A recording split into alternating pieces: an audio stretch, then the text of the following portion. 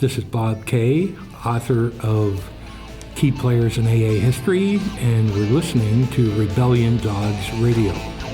This is episode 20 of Rebellion Dogs Radio, a 21st century look at 12-step life, now with less dogma and more bite.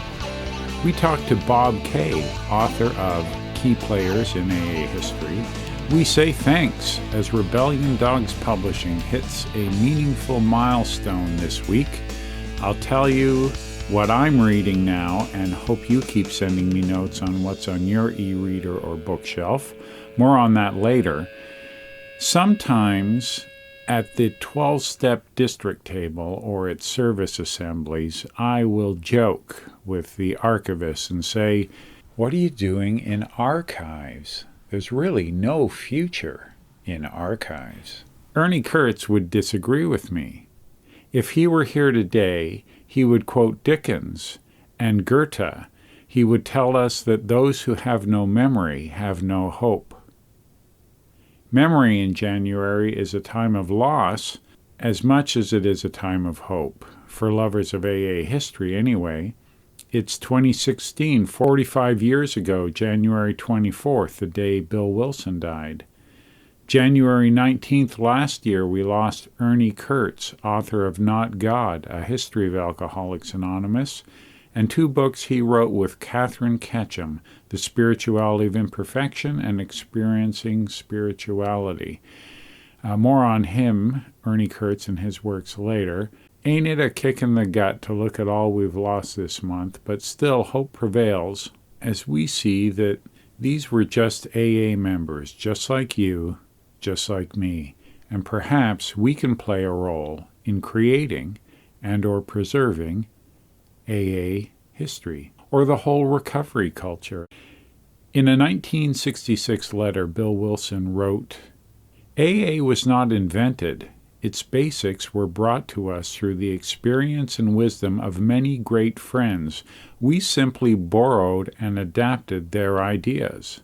Later this show, author of Key Players, Bob Kay, is with us to reminisce about AA history and shoot the shit a bit.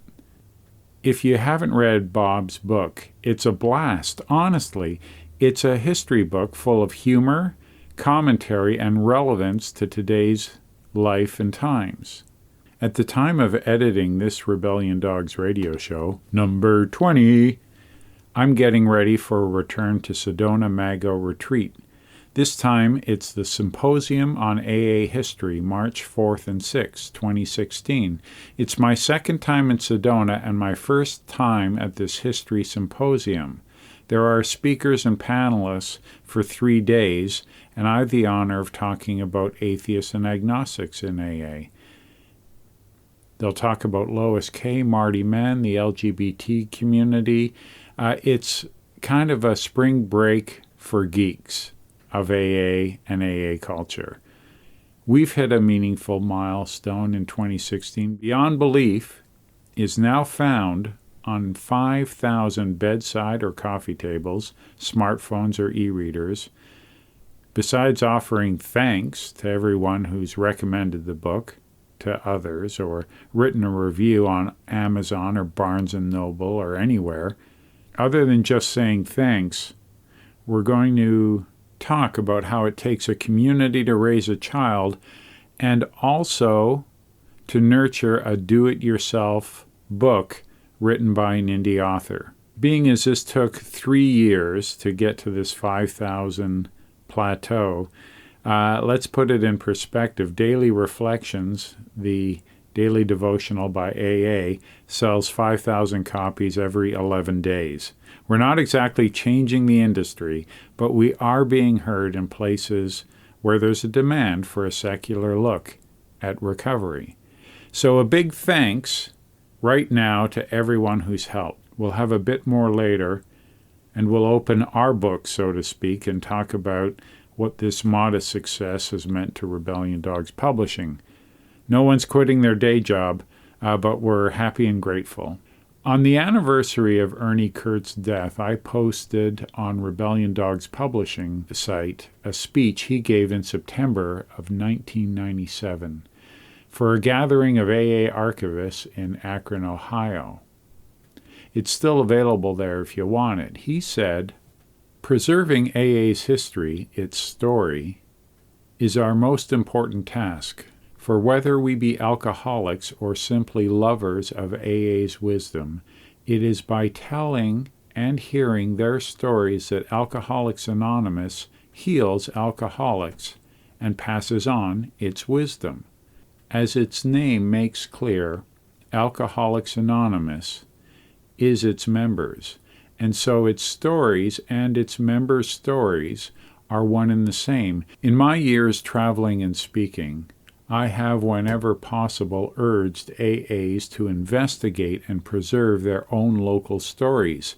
How did AA get to this place? When did the second group start and why? Have you had any especially talented sponsors or 12-steppers? What kind of meetings do most prefer? Has it always been thus? Have treatment programs had any impact on local AA? And on and on and on, as they say.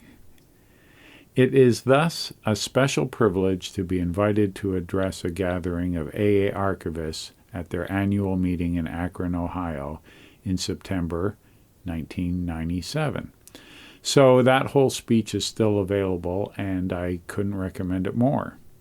Roger C. just got back from Olympia, Washington, as some of you might have. It was the first secular AA conference in the Northwest, January 16th, called Widening the Gateway, Overcoming Barriers to Joining the AA Family. Roger of AA Agnostica compiled a great history of agnostic AA meetings dating back to the first Quad A, Alcoholics Anonymous for Atheists and Agnostics, in Chicago in 1975. Since the first meeting, secular AA grew to just under 40 secular AA meetings at the start of the century. In 2002, AANYCagnostics.org started posting a worldwide directory, from San Diego to Boston, outside the USA too.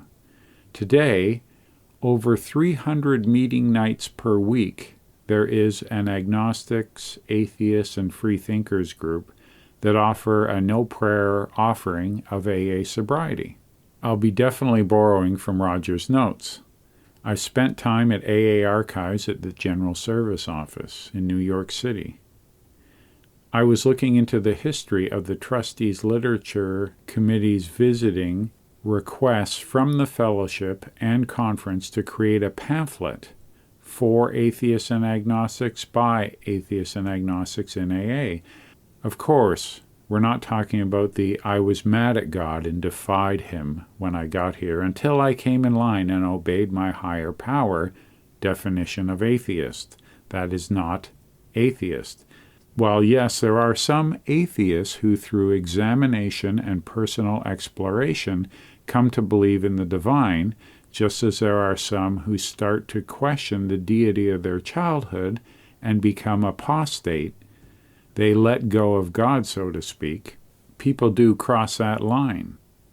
But an atheist can't be mad at something they don't believe in, angry at God, defying Allah, Yahweh, Brahma, Shiva, Vishnu, is not a non-believer.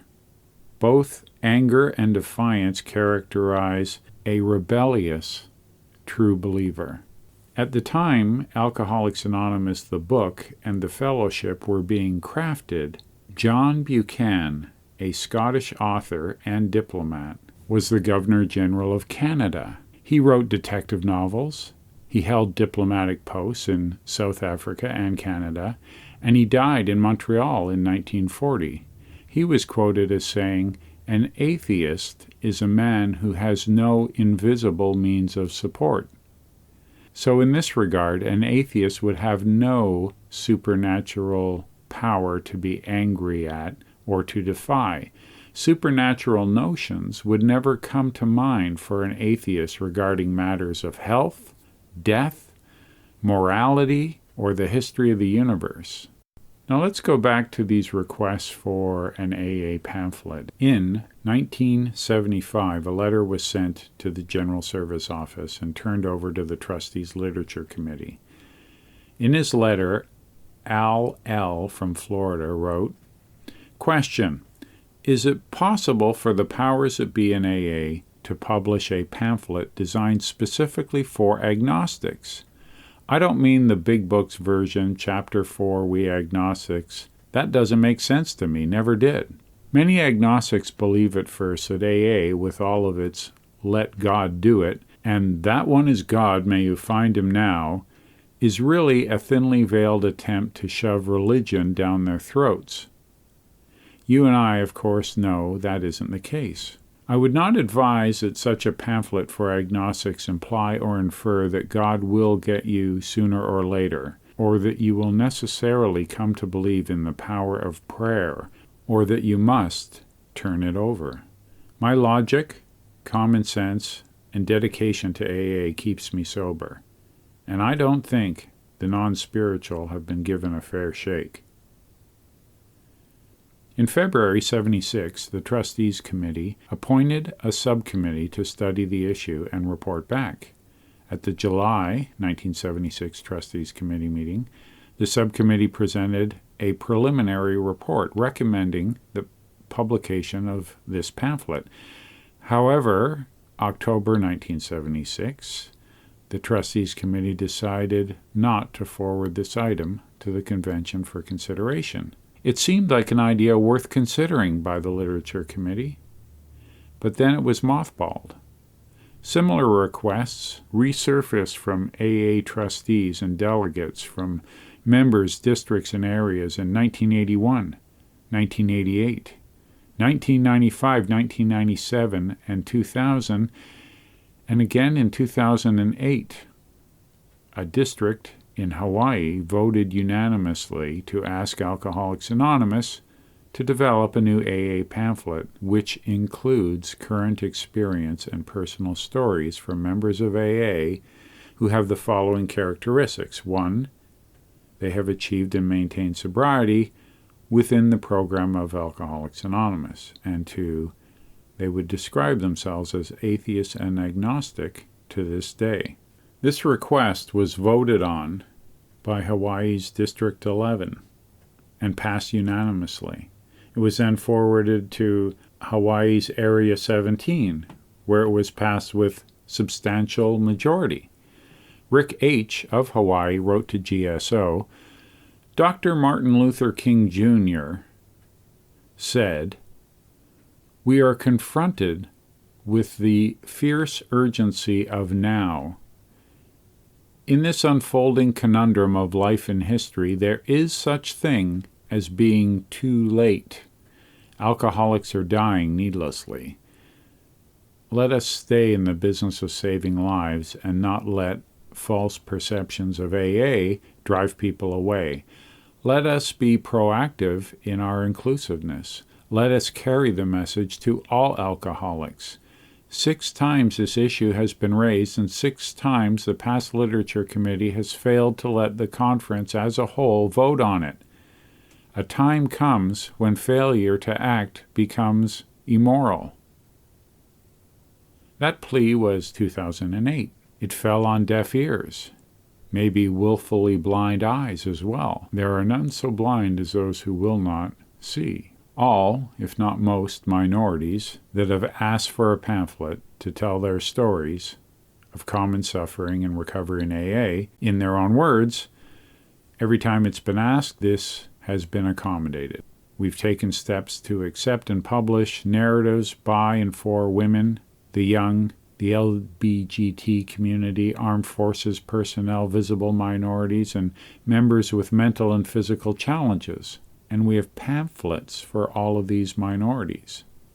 What Hawaii was pointing out in 2008 was, how can you say yes to everyone except this growing minority of unbelievers?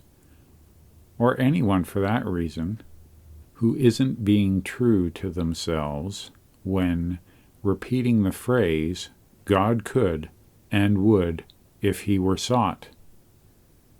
AA is not an all-or-nothing proposition. We know so little. More has been revealed. People without supernatural beliefs have the same successes, the same failures, the same imperfection in AA recovery as people who claim that they are God-conscious.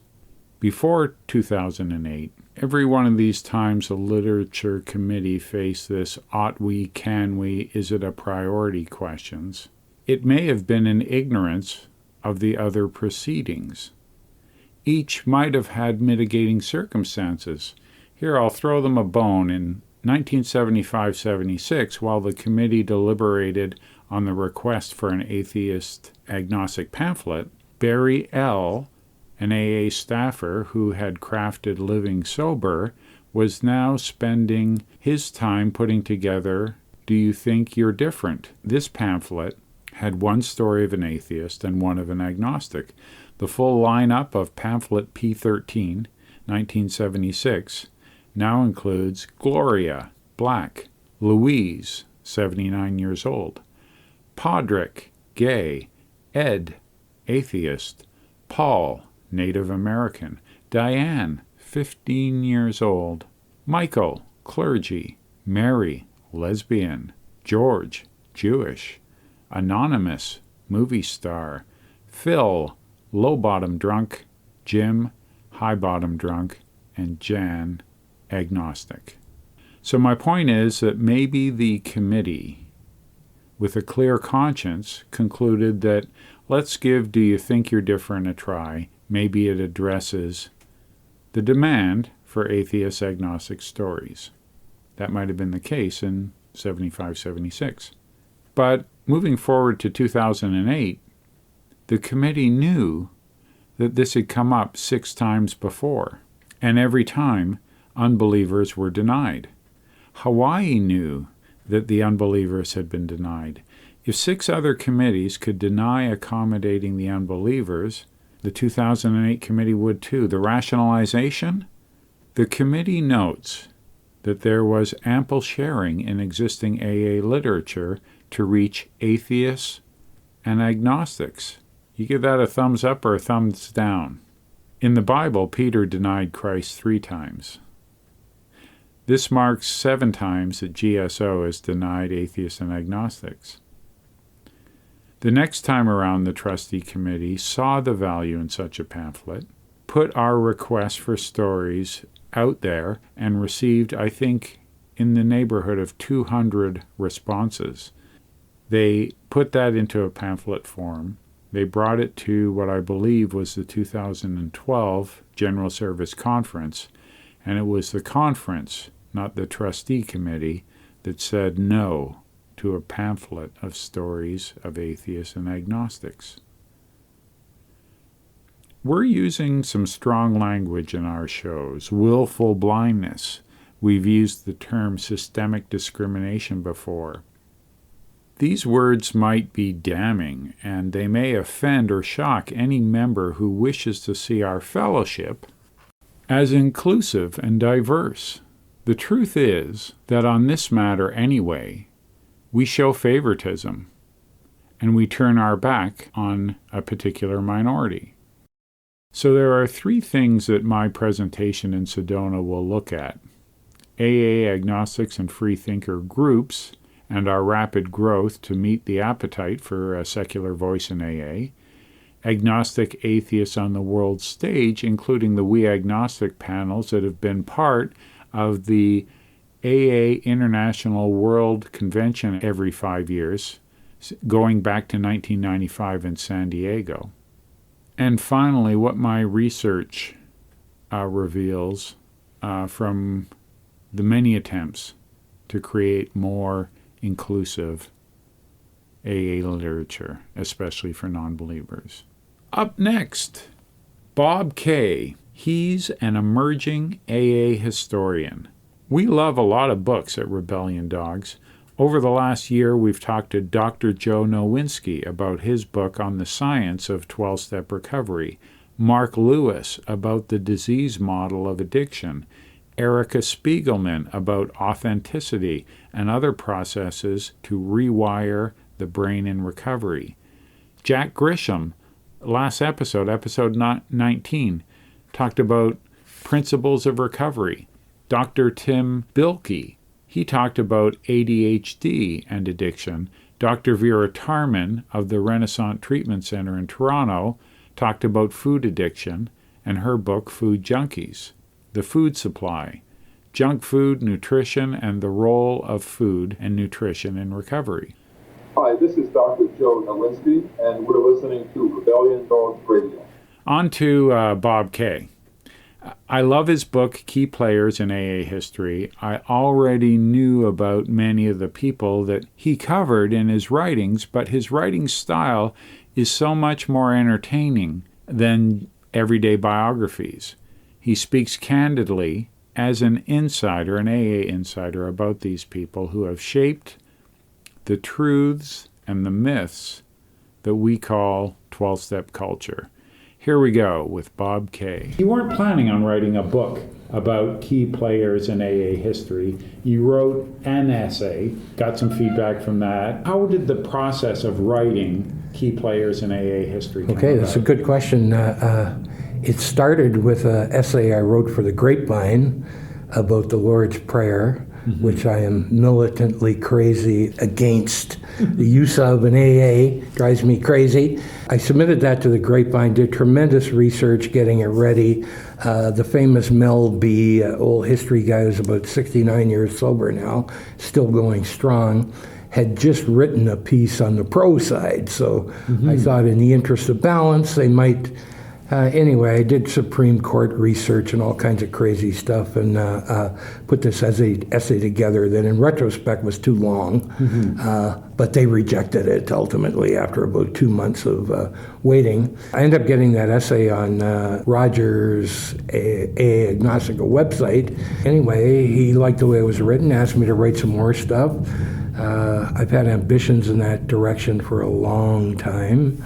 And I used to write for Toronto Intergroup newsletter about the big book, strangely enough. And so anyway, I started writing these history essays. I had a big history interest from the beginning. When I joined AA in 1991, I was pretty quick reading all the conference-approved stuff and disappointed that there wasn't more. And in those days, there was a lot more. Yeah. I have probably 3 shelves of books right now directly related to AA, recovery, alcoholism, and there's a wealth of stuff out there. And anyway, so I started writing these essays for Roger.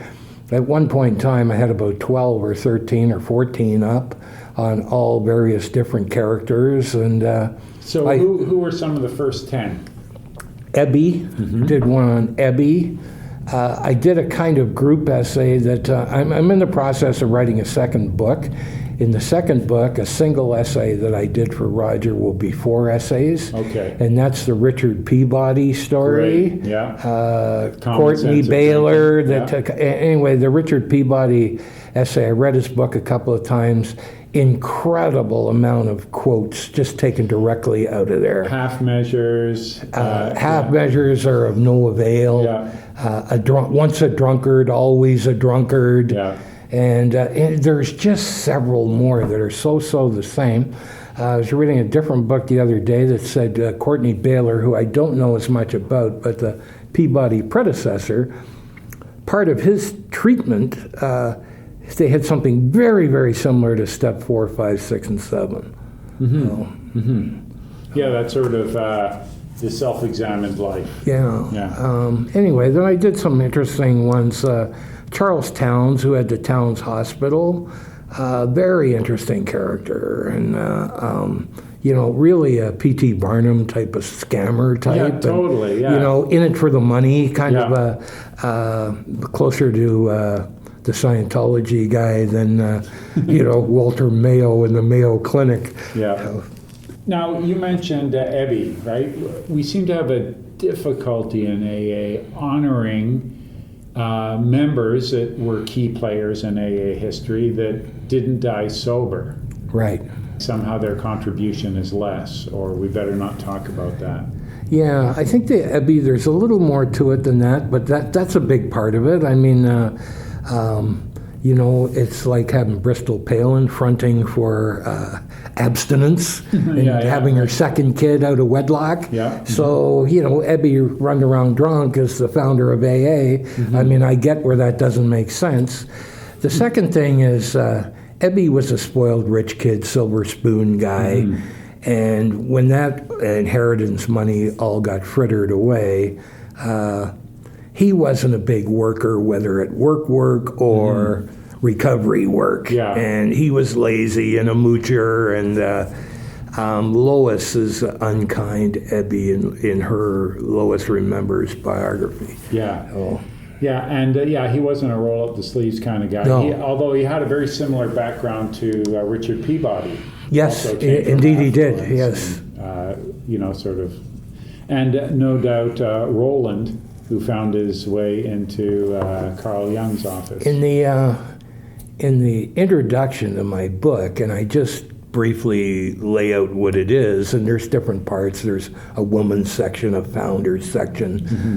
There's a part that has Carl Jung and Silkworth, characters that we hear about a lot and maybe don't necessarily know so much about. William James. So I researched the background of them and bring like a 7 or 8 page mini biography.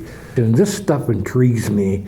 I called it my rogues gallery. And Ebby Thatcher, Roland Hazard, rich guys who went bad. Yeah. And there's just something fascinating about that. And, it's a great Gatsby thing. Rich people are different than us, is Fitzgerald attitude. And Hemingway said, they've got more money. Now, one of the great historical facts that no one will be able to repeat is your book, the foreword, is co-authored by Bill White and Ernie Kurtz, and it was the last thing he did before he passed away. Yes, indeed. What did that mean to you to have those two people? I'm a AA history fan. There's a little cadre of geeks around North America that are like that. You're one of us. And it's a small thing, but these guys are Bobby Hull and Frank Mahovlich to me. I mean, it's just when Roger suggested he might be able to get these guys, I go, look, you're in dreamland. And I thought, this is never going to happen. And I mean, it was a real act of kindness on their part.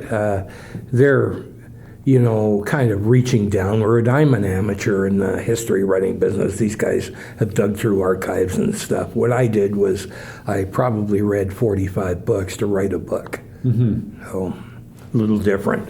Sure.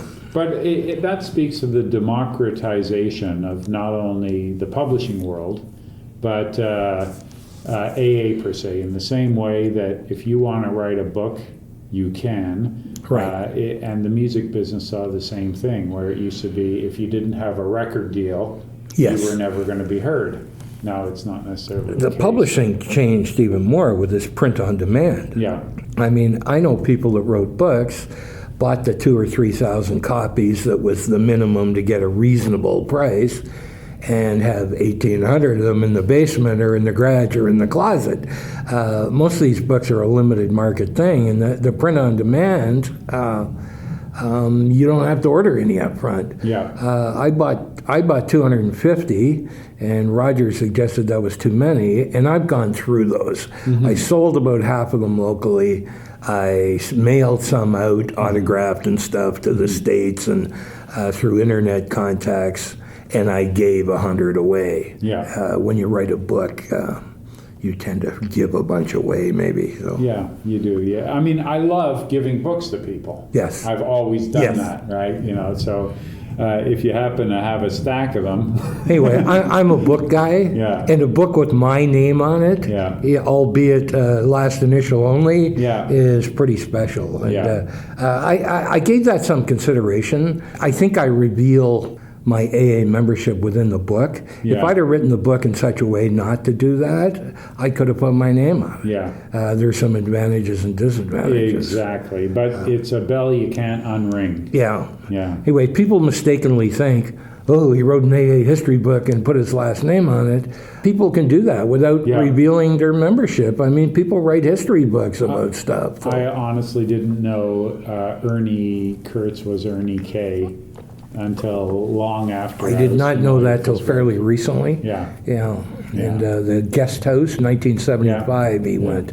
Just by referencing Ernie, we're coming very much up on his 1-year anniversary, January 19th, and I'll have a little tribute online a few places about Ernie, and I actually teared up when I was writing it. Oh yeah, he's. I was writing about him recently and just saying that it was one of the benefits of writing the book I wrote that I came to know him, and we would talk from time to time, and he would have seen us as allies or peers, but I never got past hero worship. Yeah, same as me. I have to tell you a little funny story, and it's in the tribute a bit. I open up the Agnostica, and I'm the number 2 contributor to that website for volume of material, and time's on there behind the webmaster.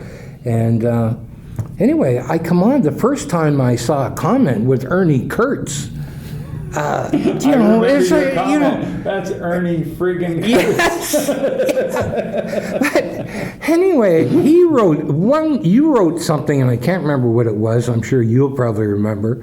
But he was glowing about it. Joe, you've far outdone yourself. Your stuff, I normally love it. This is over the top, and just a rave.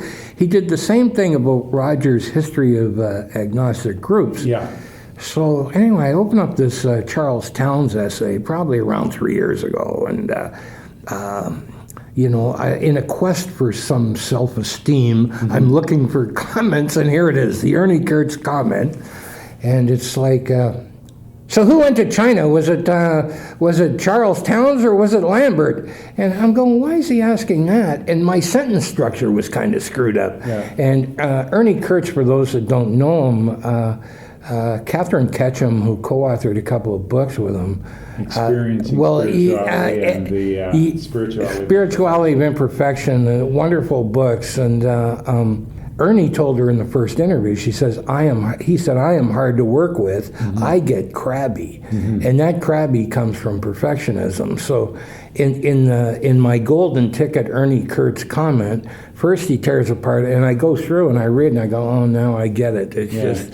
And the second part is, you make reference to Bill Pittman's book, The Roots of Alcoholics Anonymous, and then he says, have you read Pittman's book, AA, The Way It Began? And I know, dude, no, I haven't, and whatever. Well, they're the same goddamn book. He was mocking me a little bit, my amateurish thing. And I think the upside of that was... then I did the Ernie freaking Kurtz thing, and he really liked that. He came on another time, and I said, oh, God, I got books at Ernie freaking Kurtz, and he came back on and commented something, and he said, a good sense of humor is a sign of good recovery. Yeah. And that was kind of like an amend type of thing, and I suggested in a tribute to him, the forward to the book thing was if he had done anything that hurt my feelings, he was more than making up for it. And, anyway, I had an email thing with Bill White recently, and it's just I'm thrilled with this stuff. So, I just turned 66 years old, and this writing a book thing, if anybody has it in the back of your mind, get out and try and do it. It's just been a wonderful experience, a lot of work, but work that I enjoyed. And anyway, just to have it in your hand and done, we could have gone to direct to ebook, but I'm an old school guy, and I wanted books, and it's just been a tremendous experience. Let's talk about some of the what I would call the persistent myths or the hotly debated topics in AA. One of them you took some heat over on the AA History Lovers Yahoo page. about bringing up the notion that Bill Wilson's spiritual experience was drug-induced because of the belladonna treatment. That caused, a fire under the butts of many, right? Give anyone listening the backstory to, didn't he? First of all, the interesting thing to me, now, he's in the hospital room. I personally don't think it was drugs. I think it was an act of the will. Mm-hmm. It was just, I'm in this absolute desperate circumstance. I have this old friend of mine who was a drunken buddy, as bad as I was, and now he's sober, and he's pushing this God stuff on me that I'm really not too keen on, and what the hell, let's give it a try. And his spiritual experience was identical to the one experienced by his grandfather, right. 57 years before. So his grandfather actually climbed up the nearby Mount Aeolus. Aeolus is a Greek name for windy, so his wind was real. A cool wind a-blowing, it was a-blowing. And, he's probably staring up. That's where we're supposed to look for God, up. Yeah. What we don't know is his blood alcohol level at the time. This was a Sunday morning, and I suspect it wasn't zero. Yeah, so anyway, Bill Wilson's in the hospital, and it may have been drugged. They're backpedaling like crazy, saying, Silkworth had changed the treatment and whatever. Did you know that Dr. Bob used that treatment on some people in the later 1930s? Yeah. So, this supposed defunct treatment, he didn't have any drugs in his system. Well, of course he did. Mm-hmm. And, whether it was henbane or belladonna or whether they had altered the formula or lit him. The other thing, the fundamentalists say, well, he had the belladonna 3 times previously and this didn't happen. Well, any of us that have taken drugs, I mean, come on. It's not identical every time. No, every trip's a new experience. I mean, the first time I had marijuana, it was funny. I was a 60s semi-hippie, but I was a drinker, and I could see I was a drinker, and I kept saying no to the drugs, and they were everywhere, and I was like a non-drug taking freak. And when I finally smoked pot, out of just the curiosity got to me, probably third year university or something, I think it was 97% oregano or something, because I got absolute zero. What is it making all the fuss about? Yeah. This is nothing.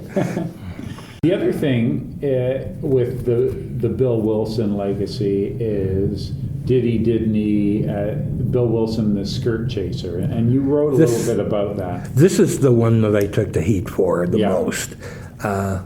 The fourth chapter of my book, I did 4 chapters on Bill Wilson. I own 9 biographies of Bill Wilson, so he's been written about to death. I did the first 2 chapters. I thought it'd be interesting. I did prequels to Bill's story. So he did his childhood, which he skips in his story. Fascinating childhood. Adult child of alcoholics. Yeah, and interesting family background. I mean, his mother was a smart woman, but borderline mental case. I don't know what she'd be diagnosed as today, but neurotic would be the least of it. Yeah. And she laid a beating on him when he was a young child. That was beyond how even 100 years ago, beyond how, a real woodshed type of thing from the mother, and he remembered that. Yeah. That made a deep impact, and ironically, Clarence Snyder, the guy that was the honcho of Cleveland, kind of the third main city, an exact same experience. Yeah. He knocked over some Christmas tree or something, broke some ornaments when he was 2 years old. His mother thrashed him as a 2-year-old. I mean, today she'd be in jail. In jail, that's right. Yeah. There it would be, the kid had it coming. 1902 or something. Yeah. Was Bill or was Bill not a womanizer? And here's we found a great quote from Winston Churchill that we put at the start of the essay, and it was something to the effect of, in the absence of facts, we have to go with the stories and the gossip if we have nothing else. And what we have on Bill Wilson is, yes, there's no video, and there's if any people came forward with ill-begotten children or whatever, that got hushed up. But we don't know that stuff. We do know that he left a bunch of money to his long-term mistress. He got in probably around 1955, got in a very serious love relationship with this other woman. The people that want to tone the Bill Wilson stuff down say, oh, that put a complete end to his flirtation, they like to call it. I mean, Bill Wilson was seen at AA meetings, with his hands on younger women's knees or whatever. To me, if he didn't sleep with any of them, that's even worse. Like one of those lecher guys that's pawing people and not getting any. I mean, is that better? And he may have been like that, but if you talk to a psychologist, people don't start having adulterous affairs when they're 55 years old. I mean, he confesses in the big book to, essentially going back to other women's places and, fill in the blanks. We see it in the two wives. If your husband has been looking the other way, maybe that's you, not him. And then step 9, except when to do so would injure them or others. Here's a biography written by somebody called Matthew Raphael, which he's an AA member and he used a pseudonym, so not his real name, but he really gets into what's in the book and the misogyny and the kind of Bill Wilson, the rigors of the financial amends, but, infidelity, let's just let that all be a thing of the past. Let's not make a big fuss over this. Your husband might get upset and go seek company with, and it might not be another man. I mean, there threatens the spouse. But anyway, apart from that, there is an accumulation of the gossipy type of thing. It's not from one bitter rival. It's from all over the place.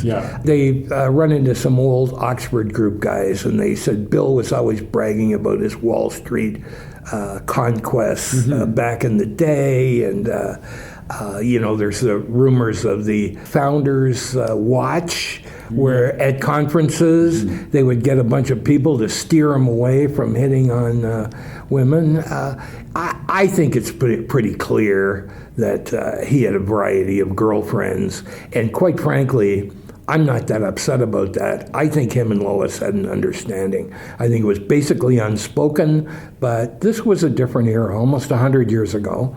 He's not the only guy to do it. John F. Kennedy, etc. I mean, the bigger thing to me is we don't need a squeaky clean founder for Alcoholics Anonymous. I like that we can lead with I like that he's flawed, because Joseph, I am flawed. You were probably flawed in different ways. And, if we had some, I don't know, Thomas Aquinas, or I'm thinking of the St. Francis of Assisi type of guy. I mean, that doesn't... I like that there's a little mess up, and he made some bad decisions on the LSD thing. Sure. Again, no one will ever have a better title for a book than The Spirituality of Imperfection. Great. I mean, he created a good enough program. And then one of Ernie's great lines, my specialties are history and imperfection, not necessarily in that order. Just what a wonderful, great line. Exactly right.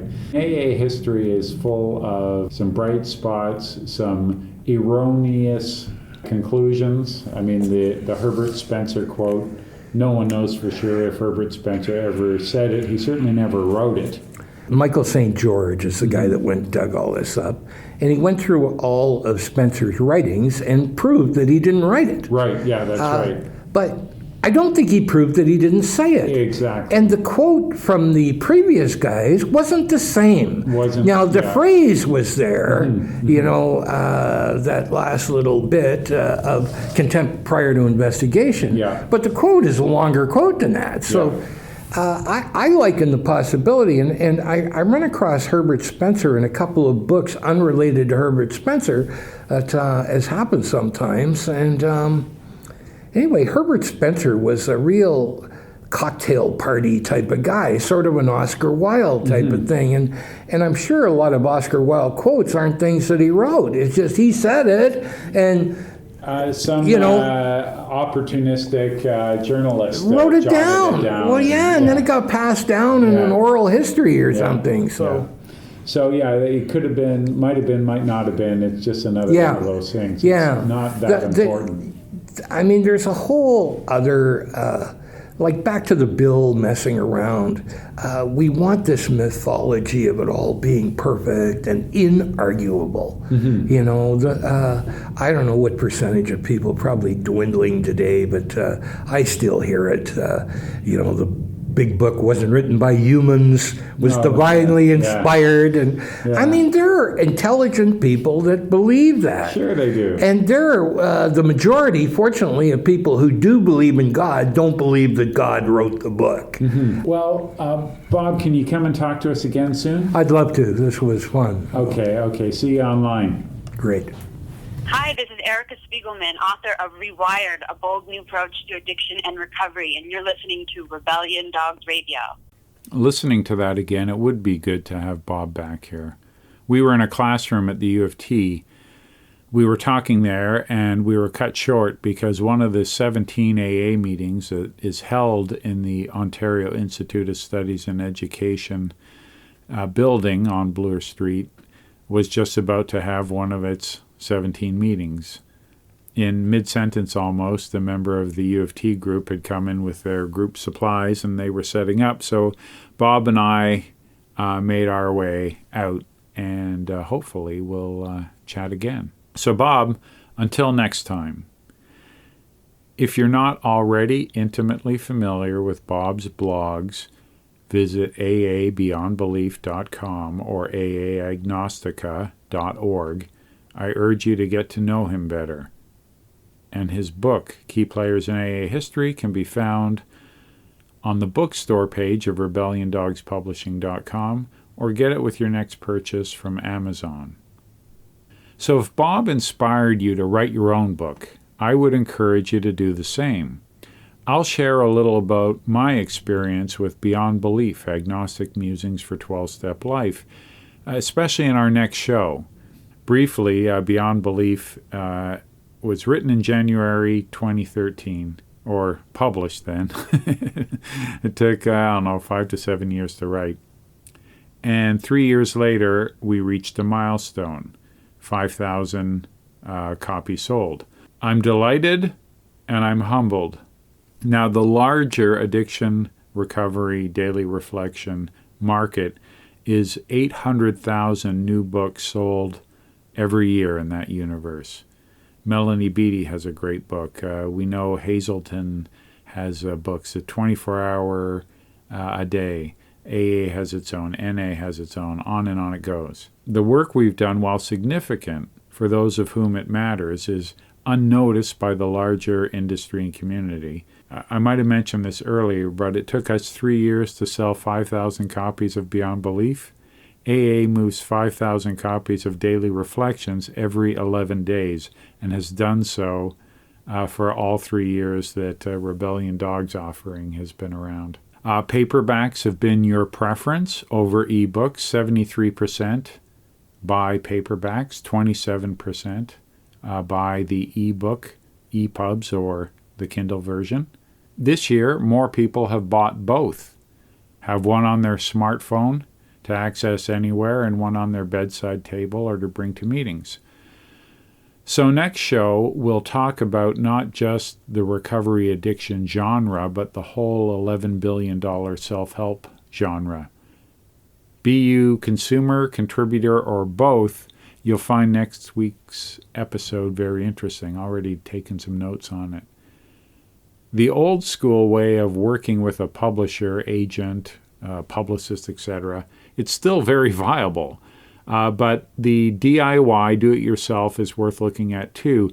Just like all renters aren't renting because they can't afford to buy a house, not all self-published authors are publishing house rejects. Sometimes it's a matter of style or taste. It's a lifestyle choice whether to buy or rent a house, and it's a business decision in some cases to go with a publisher or do it yourself. Renting has advantages, buying has advantages. Enough with that analogy. Being your own boss is great. Having someone else do the work is great too. We heard from Jack Grisham, episode 19. He authored A Principle of Recovery, and he said it's great to be able to swear on the pages he writes. And he doesn't want any flack from editorial staff. There are other things too in terms of freedom that one gives up with a book deal. I know authors who have disagreed strongly with the cover of the book, but it wasn't their decision to make. I've heard from authors scheduling their world, their family life and their work life around a release date, only to have it pushed back 6 months because the publisher inked a deal with a similar author on a similar topic who has more traction with critics and fans. Ernie Kurtz and Catherine Catcham signed a deal for the spirituality of imperfection. I'll let him tell you this story. This is a segment, a small segment from a 3-part series called Reflections with William White and Dr. Ernie Kurtz. While he needs no introduction, I'll let Ernie tell the story.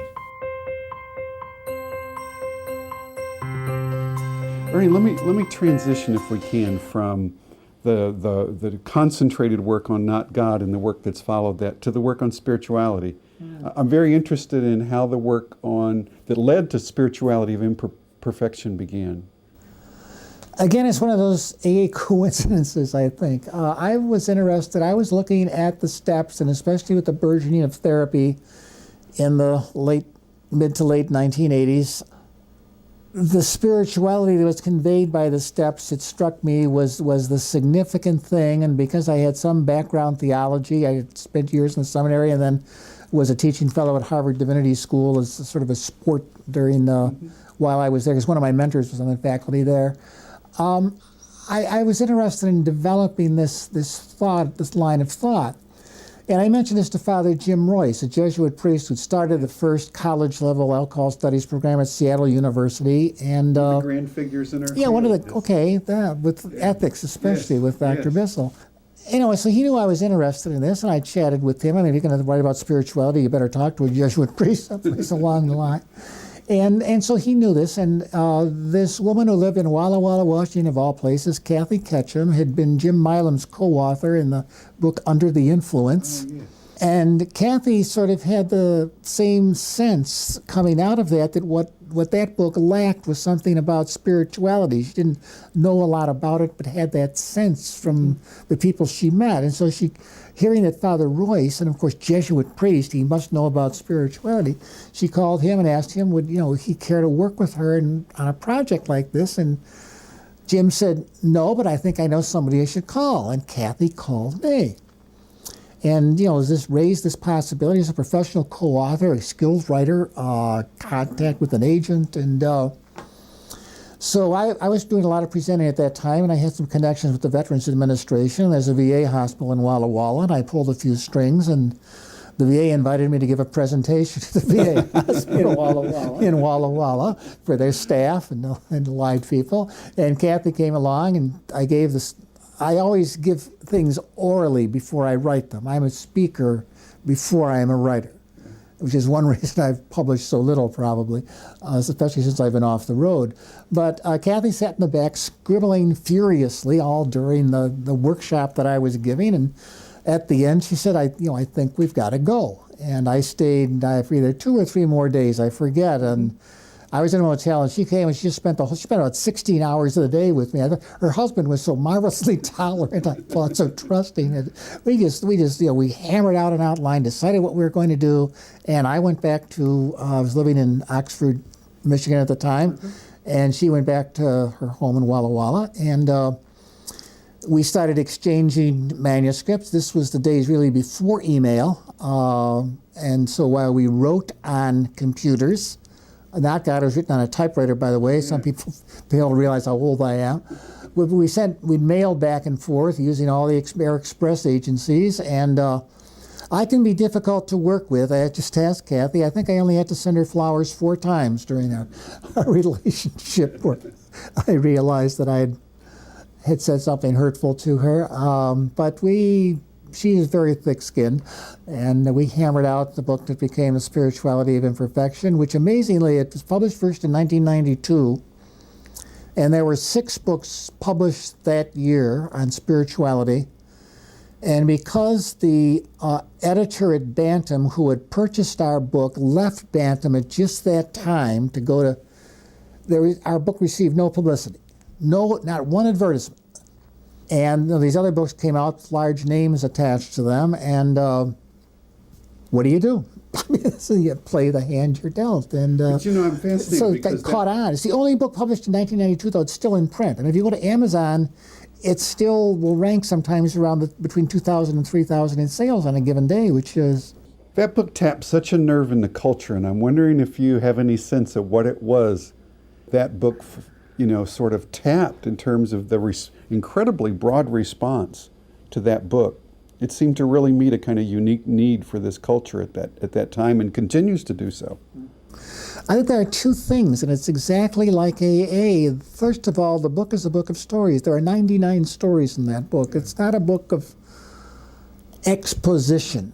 I had especially a lot of rabbinic stories. Many people think that I'm Jewish. I'm Catholic if anyone's interested. But I had experience with rabbi friends who told me stories way back, and these stories lingered in your memory, and I went out and sought them in my memory. I verified by looking them up in places. And so I think the fact that the stories, rather than the book being just expository, whatever it had to say was mainly conveyed by stories, I think is the first, which again, this is AA, which you learn from AA. Yeah. And then the second is, I think the book did convey spirituality. I think there is, if you will pardon the metaphor, a thirst for spirituality in the culture. And yet spirituality comes so often packaged in unattractive ways. The overt, aggressive, extreme, one extreme or the other, and just turns off people. And this, I think to the extent, again, following the example of AA and avoiding things that were extraneous, the themes of that book came from what I got by listening at meetings. And that basically, I kept going to AA and kept listening at meetings. For one thing, I found it tremendously personally enriching, my own life. I study. I cannot not study something, is what it amounts to.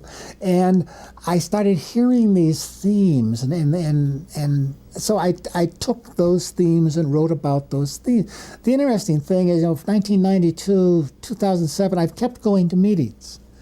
And I would revise those themes at this point. I'm not sure. Could we talk some about those themes and elaborate on some of those and how your view of those have changed over time? Well, the key, that sort of, what is spirituality? How do you recognize spirituality? Spirituality cannot be defined. It has to be experienced. And one of the stories, one of the masters, the students saying, can you, if you cannot explain it, it is not real. And the master saying, do you know the smell of a rose? Explain it. There are things we cannot explain, and spirituality is one of them. So we see them in certain qualities and experiences, and one is this sense of release, the sense of being freed, which usually only comes by letting go of something, by freeing something. And I think this is so clear, especially in alcoholism. The admission of powerlessness is the letting go of the need to be in control, from which comes this tremendous sense of freedom. And if you listen to the stories told by these people who are glowing with sobriety, there's this release. There's this sense, this twofold thing. I have been freed. Alcohol is a savage master for those addicted to it, any substance. And the sense of being freed from that cunning, baffling, powerful master, which comes by letting go. And most people not necessarily make that connection, but if you listen to their stories, that's there. You can't even say which comes first, but you always hear both.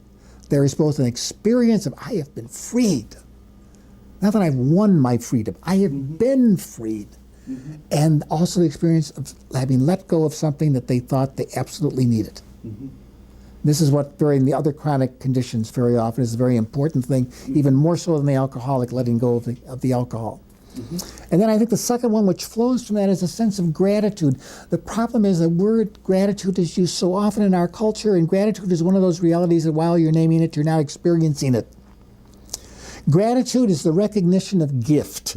And we have so many occasions for gifts created by the greeting card manufacturers or the candy makers that people have lost the sense of gift. A gift is something freely and spontaneously given.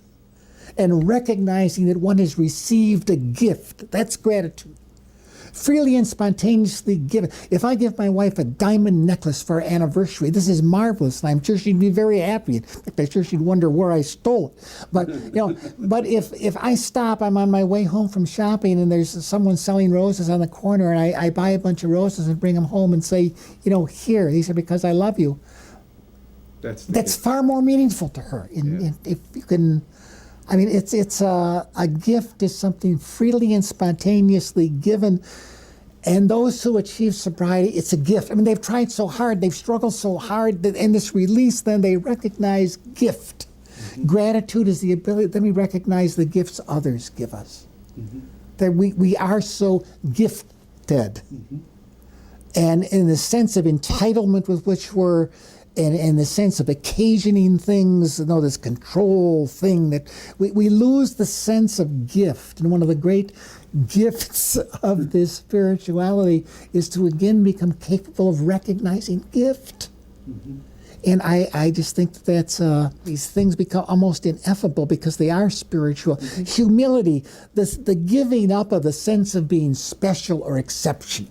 I mean, the alcoholic, is the center of his or her own universe. Selfishness, self-centeredness, that we think is the root of our problems. Harry Tiebow's diagnosis of the alcoholic is His Majesty the baby. Right. And humility is a giving up of this sense of, but I'm different.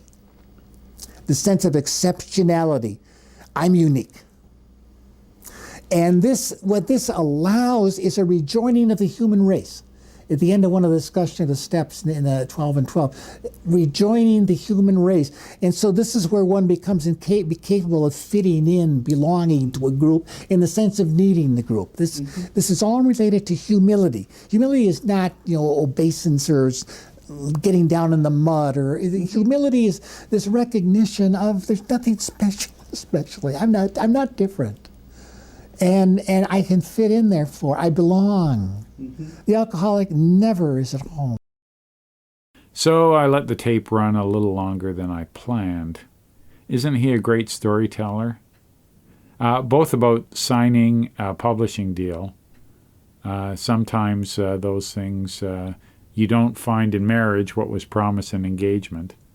But he talked also about spirituality, about gratitude and humility.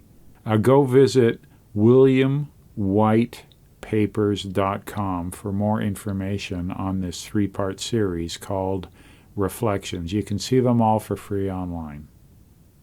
Next show, I'll talk about the whole self-help biz. And a lot of that came about by some articles I've read and a book I'm reading called Promised Land, My Journey Through America's Self-Help Culture. I'll tell you all about the book next week. So it's kind of a criticism of the chicken soup for the inclined towards magical thinking consumer. The book's author, Jessica Lamb Shapiro, wrote in May 2015 a New York Times article called I Was Raised by Psychotherapists, and she shares the following. Being a child of psychotherapist is no fun. For one thing, you're surrounded by books, like The Anatomy of Melancholy, or I'm Okay, You're Okay. What other families call love is known in yours as attachment theory. You are both over-scrutinized by your parents and in competition for attention with their patients, whose problems are often more pressing and always more lucrative. Your parents are paid to listen to other people cry. The only upside is that it's very easy to get your friends' parents to feel sorry for you, and that their pity sometimes takes the form of free candy.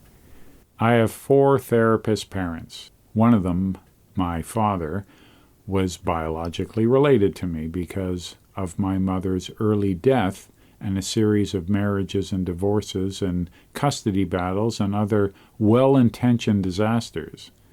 So it came to me that in the early 1980s, I was living part-time with my adoptive mother, my father's second wife, who adopted me, but then divorced my father, and her second husband, both of whom, inconveniently for all of us, saw their patients at home. The 4th therapist, if you're counting, was my father's third wife.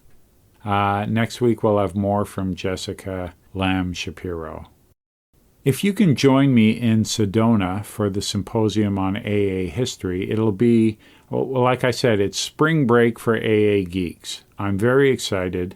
There's a link to the event at rebelliondogspublishing.com. The topics include Marty Mann, Lois Wilson, Charles Town. Jay Stinnett is doing From Psychic to Psychedelic, a look at Bill Wilson as a sage or hippie, I guess. I haven't seen his script yet. We look at AA and the armed forces and how that spread AA internationally. There's more on people of color in the LGBT community. I, of course, will be doing unbelievers in AA and sharing some of that research from GSO. So I'm going to the desert. It's a trip without peyote for geeks like Bob Kay and me. I hope you can make it. If you can't, I'll let you know all about it later this year. Until next time, see you in the rooms or see you online. Thanks for being part of Rebellion Dogs Radio.